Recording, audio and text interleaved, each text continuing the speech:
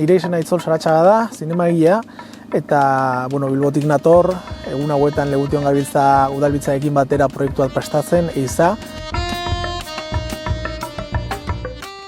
EIZA proiektua prestatzen gabiltza, Mateo Txisturen mito hartzen duela lekuko. Gure kasuan Mateo Txisturen mito hartu dugu oinarri, baina mitoa kontatu beharrean, justu gure historia Mateoren desagerpenaren ostean hasten da, ez?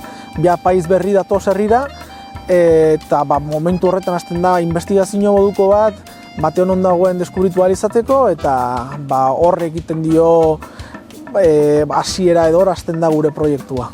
Eta kasu honetan, Legutio erabili dugu plato moduan, egokitu ditugu gauza pare bat, esaterako basoaren ordez, pantanoa gabiltza hemen erabiltzen. Orokorrean esan genezake gure proiekturako oso onuragarria izan dela Legution grabatzea, lokalizazio, paraje idiliko hauetan, jendearen aldetik baita ere laguntasun asko izan ditugu.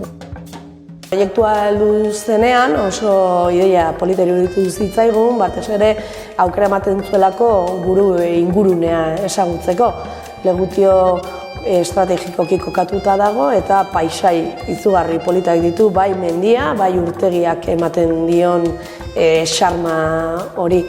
Pelikula egiterako orduan egon ginen Aitzolekin eta bere taldearekin herriko hainbat kokaluku ikusten, eta azkenik pelikularen zati batzuk grabatu izan dira Urrunagako herrian eta urtegian.